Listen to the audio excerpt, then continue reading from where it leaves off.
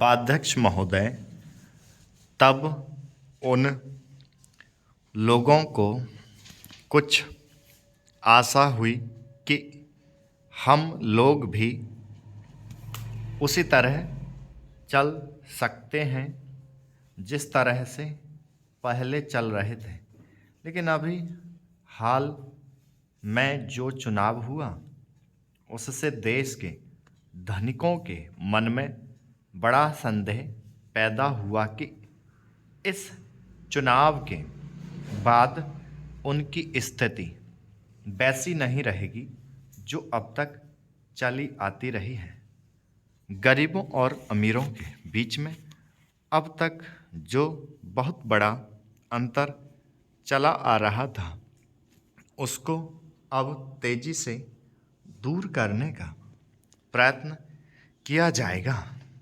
श्रीमान, मैं आपका बहुत ही आभारी हूँ जो आपने सदन में चालू वर्ष के बजट में अपने विचार प्रकट करने का अवसर दिया है। मैं इस बजट का समर्थन करना चाहता हूँ।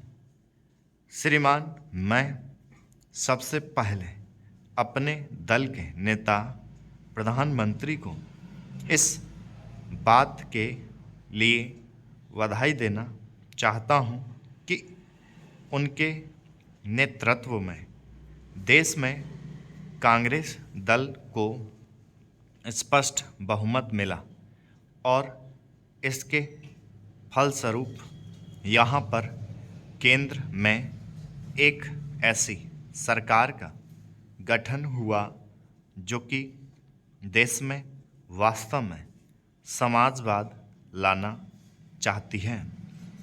मैं वित्त मंत्री जी को इस बात के लिए बधाई देना चाहता हूं कि लोकसभा के मध्य अवधि चुनाव में जनता द्वारा कांग्रेस दल को जो आदेश दिया था उन्हें स्मरण है और वह तन मन धन से उसको पालन करना चाहते हैं। वह आदेश था देश में सामाजिक और आर्थिक विषमता दूर करने का, देश से गरीबी, बेकारी और बेरोजगारी को हटाने का और देश के जो पिछड़े हुए हिस्से हैं उनका पूरा विकास करने का। साथ ही साथ इस बात का भी आदेश था कि देश के अंदर इस प्रकार की सामाजिक और आर्थिक व्यवस्था पैदा की जाए जिसके अंतर्गत जनता शोषण से मुक्त हो सके।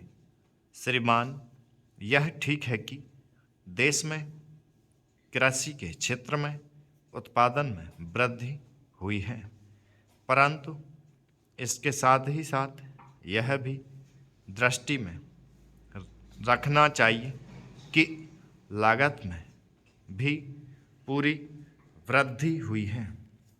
इसके लिए आवश्यक है कि सिंचाई के साधन बढ़ाए जाएं और अधिक उन्नत बीजों का प्रयोग किया जाए।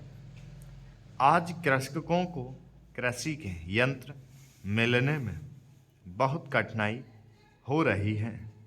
जैसे छोटे छोटे ट्रैक्टरों का देश में बड़ा अभाव है।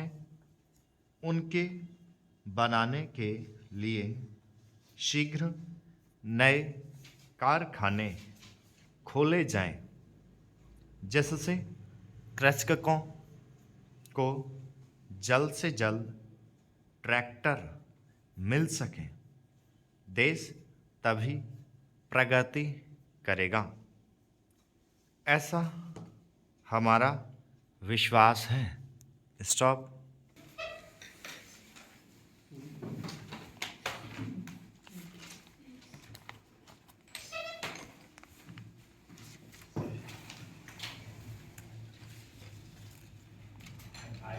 स्पीड ऐसी भी कम लगती है, बाकी सब स्पीड ऐसी क्यों लगती है?